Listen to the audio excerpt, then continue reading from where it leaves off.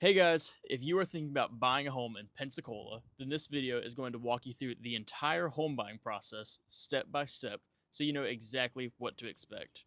Because for most people, buying a house is the largest financial decision you're ever going to make. And if you've never done it before, this process can feel really confusing. So instead of just listing steps, I'm going to walk you through a realistic scenario of how this works. So let's just say that you're moving to the Pensacola area. Maybe because you're relocating for work, maybe you're stationed at NAS Pensacola, or maybe you've just been renting for years and you're finally ready to own something. I'm going to show you the entire process of buying your first home here in Pensacola. So, the very first question that most people need an answer to is actually where in Pensacola do you want to live? Do you want to be closer to downtown for restaurants and nightlife? Can you afford that location? Do you want something quieter with more space like the suburbs of Cantonment or Beulah? Or do you want to be near the water like in the areas of Perdido Key? Different neighborhoods offer different lifestyles, school zones, and price points. So before we even start looking at houses, the very first step is to figure out what fits that lifestyle, your commute, and what your long-term plans are. Once you got the location in mind, the rest of the home buying process starts to make a lot more sense. I have a friend who's a real estate agent, and he had some clients who moved almost every single year. They would buy a new house each year because they never got satisfied or they just got bored with the location. So if you don't mind uprooting yourself every single couple years, that could be the approach. No judgment from me, and honestly, I'd be super happy for it because that means I get to keep selling you houses. But here's the thing, moving that often can end up costing you tens of thousands of dollars, and I'll explain exactly why in the rest of this video. But for most people, the goal should be to find a place that you can actually truly call home and settle in for a while. If your plans to move around more frequently just to test out the different areas, renting usually is the better option. And that's totally fine. Renting isn't a bad choice for everyone. Everyone has different plans and priorities, and on the other hand, if you're certain you want to live in a specific location long term, buying a home and establishing yourself there can be a smart move. Before you even start looking at houses, the very first thing that you need to determine is whether you're actually ready to buy. There are three main things lenders look at when approving you for a mortgage. So, first things first, before I go any further, what's a lender? Think of a lender like a bank or a financial institution. They're the ones who are actually going to help you get the loan. In this case, the loan is called a mortgage. A mortgage is basically just a loan. So imagine this hypothetical situation. You're at Chick-fil-A and you ask your friend for 20 bucks. Your friend just says, "Here's 20 bucks and just pay me back whenever." Nice, right? Now, imagine the flip side. The bank is lending you the $20 instead. Now, the bank isn't your friend. They're going to want to say, "Hey, I want my $20 back, but you can pay me over 30 years and I'll charge you 10% interest." You see the difference? That's how mortgages work. You're borrowing money from the bank, and over time, you pay back the original amount plus interest. So now that you have a rough understanding of how the banks work, there are a few things that banks will look at before giving you their money. The very first thing is income stability. Most banks want to see consistent work history, typically about 2 years, and that doesn't necessarily mean that you have to be at the same employer for 2 years, but they want to see that your income is stable and reliable. The second thing they look for is your debt to income ratio. This is simply how much your monthly income is and is already going out towards debt payments. For an example, you have your car payment, student loans, credit cards, personal loans. Lenders take all of those debts and divide them by your gross monthly income. Most lenders want that number somewhere between 36 and 45% or lower. And the third thing that they're going to look for is your credit score. Now, your credit score is like your financial report card. It tells lenders how trustworthy you are when it comes to borrowing their money. Now, the higher your score, the more the bank believes that you'll actually pay them back on time. Now, if you've seen the movie Will Smith's Pursuit of Happiness, you'll notice at the very start he's working hard, but he's falling behind on his bills like rent, utilities, and credit cards, and he can't always pay them off. Every time that he has a late payment, even if it's just a few days, gets reported to the credit bureaus, and over time, missed or late payments lowers his credit score, which basically is the number that the banks decide how trustworthy you are with their money. Now, Chris has a dream of owning a home one day, but here's the catch. Banks are going to check his credit score before giving him a loan. Now, because Chris's credit shows that he has late payments, the bank is going to see him as a bigger risk. Now, that's going to make it harder for him to get approved for a mortgage, or if he does get approved, the interest rate might be higher, meaning he's going to have a bigger monthly payment. So, at the very end, I'll show you how to get the best interest rate. So, in Chris's life, every late payment isn't just a small mistake. It's a real barrier to achieving bigger goals like home ownership. So paying bills on time, keeping your credit in good shape, and borrowing responsibly are what makes banks confident enough to hand you over a loan. Now, here's something that's really important that a lot of buyers don't realize. Just because a lender approves you for a certain dollar amount does not mean that you should go ahead and spend that. For an example, a lender might tell you that you're approved for a $400,000 house, but the lender does not see everyday expenses you have. So things like groceries, daycare, travel, hobbies, lifestyle, they're most likely looking at what's on your credit report. So before you even start house hunting, it's very smart to determine what your monthly payment you're actually comfortable with. A common guideline many buyers use is to keep their total housing payment somewhere around 25 to 30% of their take-home pay. And when I say housing payment, I'm talking about everything. And that's going to be including your principal, interest, property taxes, homeowners insurance, HOA fees, if there are any, PMI, or private mortgage insurance. So think about it like renting an apartment. Your monthly rent is usually a flat number, say $2,000, and you pay it, but you don't have to worry about anything else like taxes, insurance, HOA fees, or anything extra. The bill is predictable, but it's also going to be with you forever, so you're not building anything for yourself. And now compare that to owning a home. Your housing payment isn't just the mortgage. It's your principal, interest, property taxes, HOA fees, and maybe PMI. It can feel bigger and more complicated than rent, but it's a big difference. Every payment towards the principal is actually building equity, which is like a savings account inside your own home. Once you've determined what you can afford, the very next step is understanding the cash that you actually need to buy your home, or your upfront cost. There are typically three main categories. The very first category is your down payment. It's the part of the house price that comes out of your own pocket upfront before the bank gives you the rest. It's essentially your skin in the game.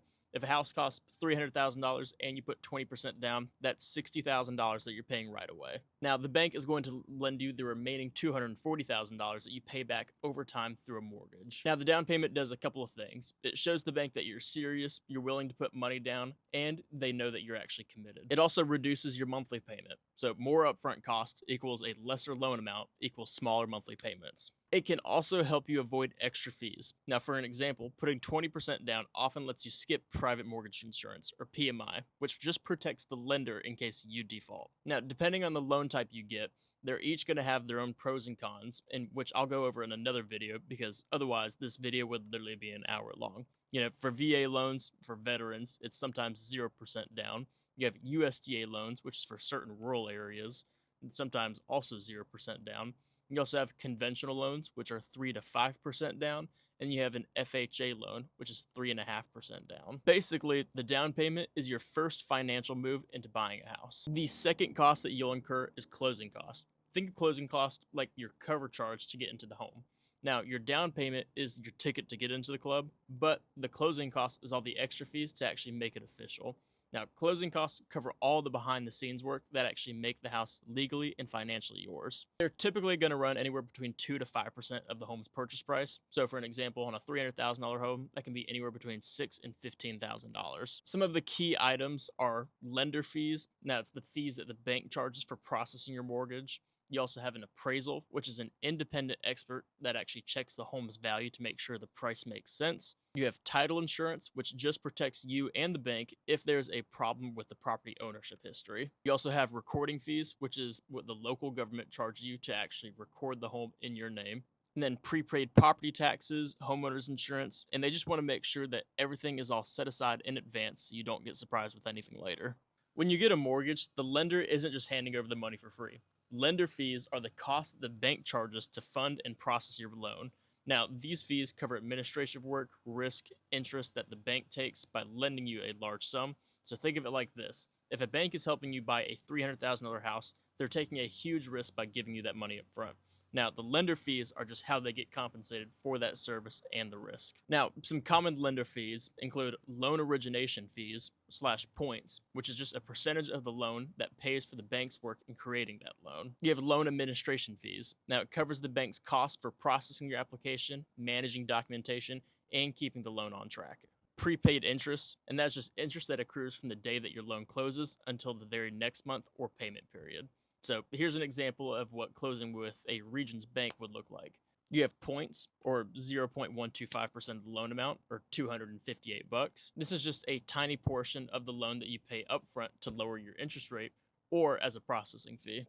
Loan administration fee, $1,170. This covers all of the paperwork, underwriting, and administration work that your bank does in order to get your loan approved and funded. You prepay your interest, $32.62 a day, and it just depends on when you close on the loan for when your first payment starts. So in this case, $900.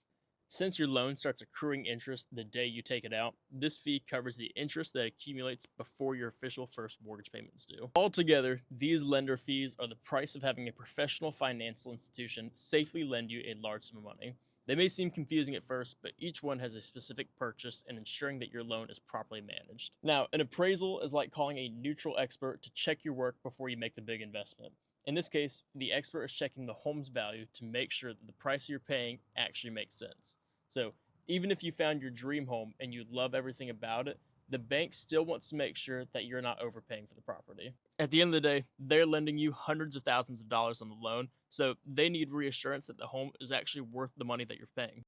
So here's what the appraiser is actually going to look at. They're going to look at comparable homes that have recently sold in the area. And by in the area, I mean typically between a 1 to 2 mile radius. They're also going to look at any upgrades the house has, and they're also going to check out the neighborhood, location, schools, amenities, and also local features. The appraiser then produces a report stating the appraised value of the home. Now, if it appraises less than what you agreed upon, the bank may require you to renegotiate the price or not do the loan at the agreed upon price. Now, I personally had a house under contract for $285,000, and when it came back, it was at $280,000. So there was a $5,000 gap. Now, in this situation, we just simply reduced the home by $5,000 to meet the appraised value. Now, if the seller hadn't agreed to lower the price, my buyers would have had a couple options. Since we had an appraisal contingency, they could have done a couple things. They could have canceled the contract without any penalty, or they could have agreed to pay the $5,000 difference out of pocket. So this is a great example of how a low appraisal, or tidewater, as we call it in real estate, works as a safety net for buyers, and it protects them from overpaying, and it gives them options to move forward, renegotiate, or walk away if needed. Now, what is title insurance? Think of title insurance like a safety net for your ownership. When you buy a home or land, the goal is simple. You want to make sure that you actually own what you're buying, free and clear of any legal problems or disputes. Title insurance protects you if someone comes along later and claims that they own a part of your property, or if there's a problem with the paperwork in the past that could have affected your ownership. So here's some key points. The lender's title insurance protects the bank if something goes wrong, and then it also protects the home value if something's affected.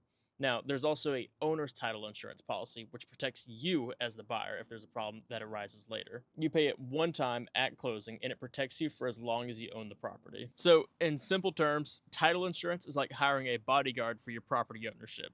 It sits there quietly until someone tries to mess with your ownership rights, and then it jumps into action. So here's something that may or may not have happened to me in the past. Say, for an example, that you are buying a piece of land and you want to build your forever house on it. And whenever you're going to buy the land, you have a title company do a title search on it. They find no issues with the property, so you go ahead and purchase it. And then while you're starting to build your house, someone in a sharply dressed suit comes up to you and says, "Hey, I am suing you because the old heir had never signed off on the property." What had ended up happening is the owner had forged his sister's signature on the deed. And so basically, sister never agreed to sell the property, brother wanted to sell the property, and so in this case, the sister had a claim to the property. Now, this is what ended up happening with it. So thankfully, title insurance kicked in, and it hired a lawyer, and then that lawyer had talked to the other lawyer, and then agreed to settle for $150,000. So now, me or whoever no longer has to pay out the heir because it was the title insurance mistake and they should have caught that. So now, just removing me, without title insurance, you could lose your home and you'd have to pay tens of thousands of dollars of legal fees. So forged signatures can be a really big deal. And it doesn't just protect you from forged signatures, it also protects you from unknown heirs to the property, unpaid debts on the property, and even survey mistakes if you have a survey. Now, what are recording fees? Whenever you buy a house, you sign a lot of legal documents, like the deed, and that just proves that you own the property. You also have your mortgage documents that you have whenever you're taking out a loan, and you have recording fees that are the official cost to make those documents a part of public record. Think of it like paying the city or county a registration fee. so everyone knows that you legally own the house. Once these documents are recorded, no one can claim that they bought the same house or that they own it. It's kind of like stamping a birth certificate. The house's birth certificate gets filed with the county. And so here's the really important part. All of these fees, including my fee as your real estate agent, are negotiable. So let me explain my role. I'd be a real estate agent and I can guide you through the entire home buying process and help you find the right home, negotiate the offer, review all the paperwork, and make sure you don't overpay on anything. Now, all of my fees for the services I provide, in many cases, the seller covers it, or at least a part of my fee of the sale. But if the seller does not cover my fee or only covers a portion, we can negotiate my fee just like all of the other closing costs, meaning that we can work it directly into the deal so that way you're not suddenly hit with unexpected costs. Now, my goal is just to make sure that you get a deal that works for you, you're comfortable with every single dollar spent. So whether it's lender fees, appraisal fees, or my own fee, almost everything at closing is flexible. And a part of my job is to make sure that you get the best arrangement possible. The third thing that you're going to need to understand is earnest money. Earnest money is a deposit that you submit with your offer that just shows the seller that you're actually serious about buying the property. In our market, this is typically somewhere between $1,000 and $5,000, depending on the price of the home. So the good news is that the earnest money is not just an extra cost. It gets applied towards your down payment or your closing costs later. Step number 4 is getting pre-approved. Once you're prepared financially, the next step is to get pre-approved with a lender. Pre-approval just means the lender has reviewed your financial information and confirmed that you qualify for a mortgage. They'll verify things like income, employment, credit score, bank statements, and once this is completed, the lender issues what's called a pre-approval letter. This letter shows sellers that you're a serious buyer and that the lender has already reviewed your financial situation. So without your pre-approval letter, most sellers won't even consider the offer. So it's a good idea to talk to at least 2 or 3 different lenders and compare interest rates, lender fees, loan programs, because different lenders can often vary in different loan terms. Step number 5 is starting the home search. So once you're pre-approved, you can finally begin to search for homes. This is usually the part that people are most excited about. So you'll start looking at new homes that fit in your area, your budget, your lifestyle. And in Pensacola, that could be in places like downtown Pensacola, Bellevue, Ferry Pass, Ensley, Warrington, Cantonment. And one of the most important things to do during this stage is separating your needs from your wants. A need might be things like number of bedrooms, proximity to work, school zones, commute times. Things that you might want are a pool or a larger backyard, new construction, upgraded finishes. So understanding the difference between needs and wants really helps you narrow down your search and makes the process a lot smoother. Step number 6 is making an offer. Eventually, you're going to find a house that you love, and now it's going to be time to write the offer. An offer is going to include several key components. The very first is purchase price, which is just the amount that you're offering to buy the house for. The second part of your offer is the terms of the offer.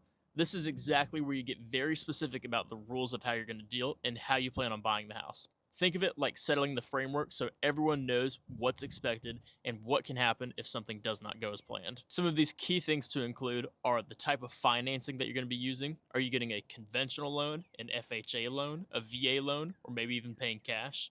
This matters because each loan type has different rules and requirements. So, for an example, an FHA loan, the house needs to meet certain minimum property standards, and if it doesn't, then you're going to be stuck paying for the repairs yourself. The next thing, your down payment amount. Now, this is how much money you're putting up front. Now, a bigger down payment can sometimes make your offer look a lot more attractive to a seller, and it also affects your monthly payments and whether you're going to need things like private mortgage insurance. The next thing is whether you're requesting seller concessions or not. Sometimes buyers will ask the seller to cover part of their closing costs, repairs, or other expenses.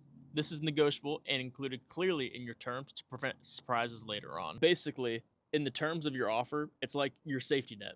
They make sure that both you and the seller knows exactly what's included, what's expected, how things will work if issues come up during inspections or the appraisal, and the clear terms, the smoother the process goes. The third component is your timeline. Most real estate contracts specify how long the process will take before closing.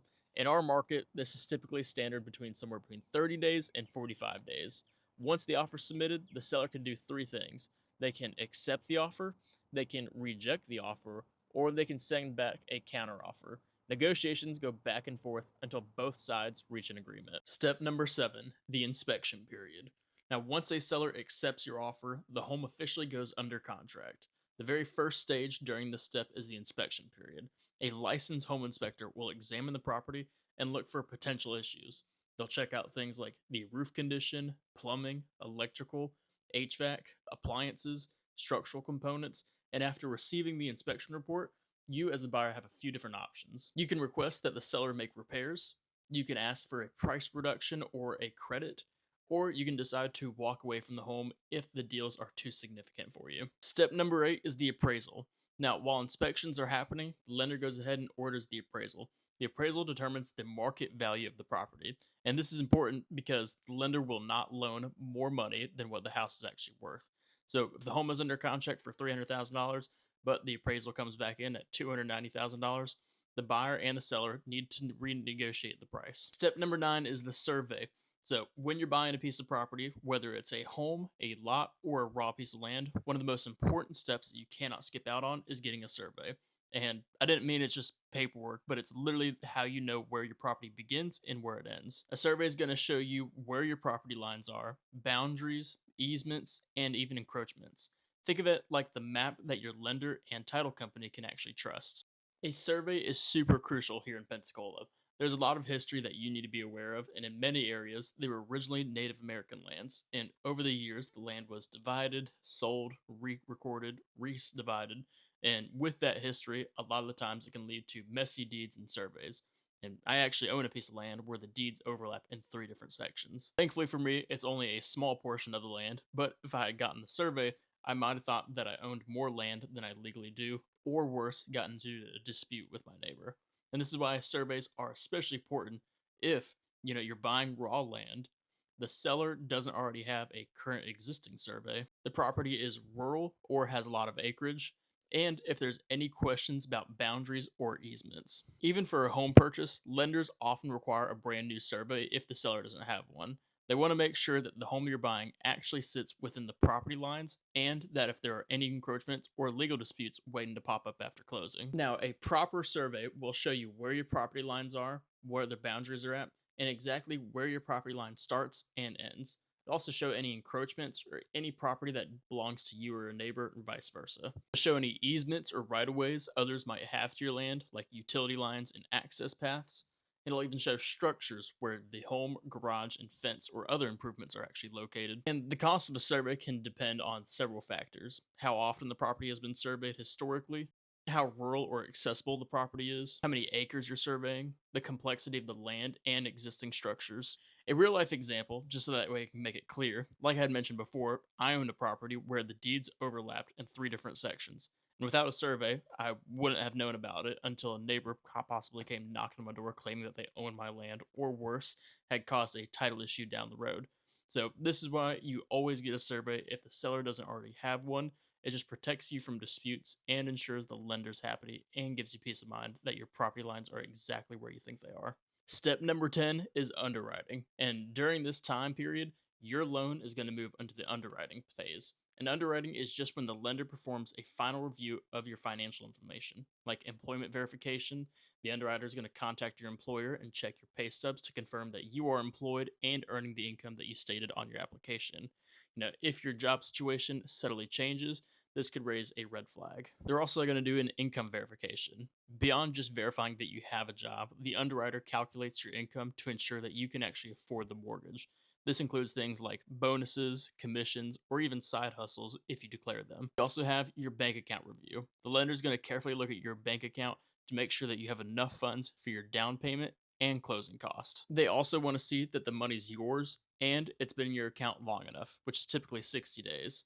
And also that you haven't spent something like a large amount of money without an explanation. The very last thing is a credit check. Your credit report gets one last look. If you opened up a new credit card, take out a loan, or finance a car at this point, it can change your debt to income ratio and even delay or endanger your approval. Basically, underwriting is the lender's way of saying, everything looks good. Let's give this buyer the green light. But this is also why I tell my buyers, don't make any major financial decisions while you're in underwriting. I actually had a buyer who was super excited about their new house. They were under contract and they were already imagining how they would decorate it.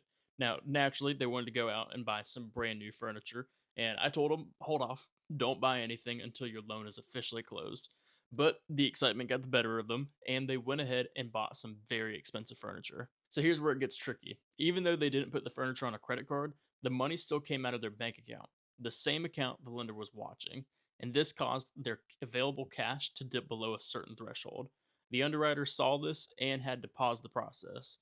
Now, the buyers didn't have enough liquid funds to comfortably afford the down payment and closing costs. As a result, we had to push back closing by 30 days while they replenished their bank accounts and reassured the underwriter that the funds were still there. So, in short, underwriting is still very serious. It's not just paperwork, it's a live check of your financial health and making sure that your purchases during this time can slow down or remain in the same motion in order to buy your new home. Step 11 is your final walkthrough. So you're almost at the finish line, you signed your contract, your loan is approved, and your closing date is right around the corner.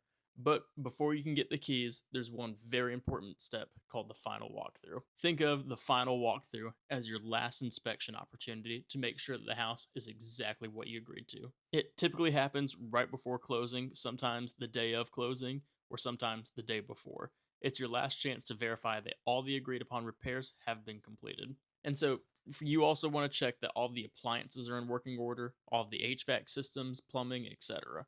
And you also want to make sure that nothing has been removed or damaged since your last visit. Basically, it's your last checkpoint to confirm that the home is in the condition that you're paying for. Now, I had a situation that perfectly shows why this step is so important. The buyers were under contract for a house and had their heart set on this very beautiful home, and everything was moving smoothly, or so they thought.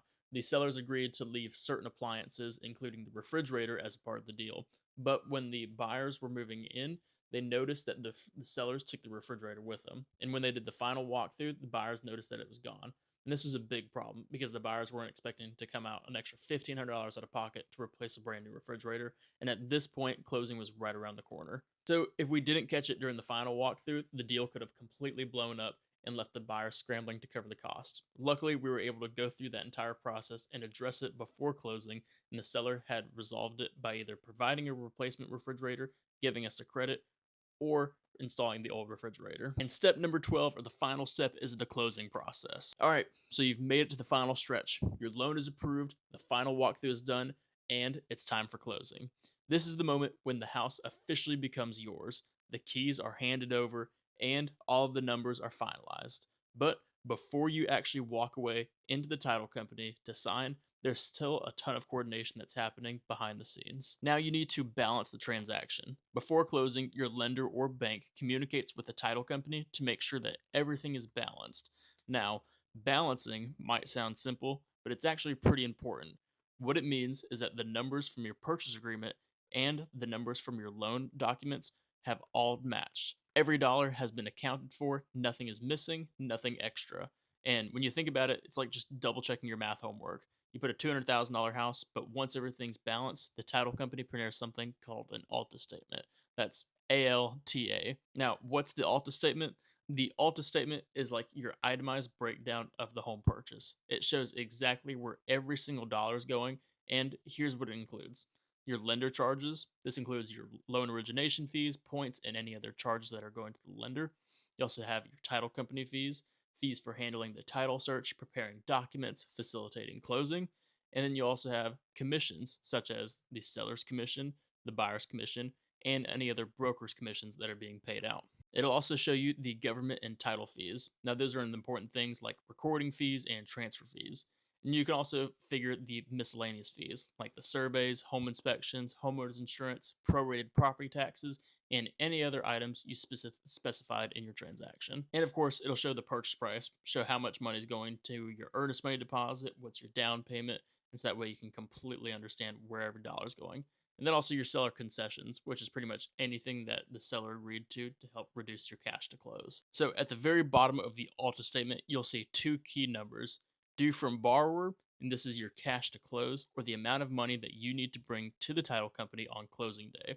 This includes your down payment, closing costs, and any other prepaid items. And then, less important to you, but due to seller, this is what the seller is going to receive once the transaction is completed. Now, why does this step matter? Balancing the ALTA statements are very crucial because it ensures everyone is on the exact same page. If something's off, even a small mathematical error or a missing fee, it can delay your closing.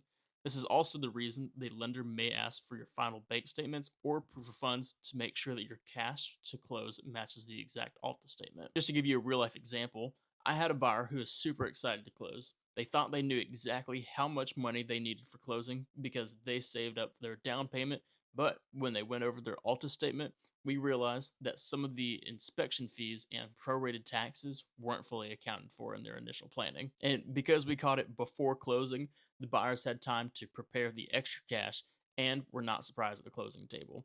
The closing day went super smooth because the lender, title company, and all the numbers were perfectly balanced. But hey, thank you guys so much for watching the video. And if you want to take your next steps into buying your home, I'd love to chat with you. You can go over the first link in the description and book a call with me. And if you're local, we can meet in person or do it over Zoom, whatever works best for you guys. I'd love to make your home buying journey as smooth and as simple as possible. Go ahead and book a call with me.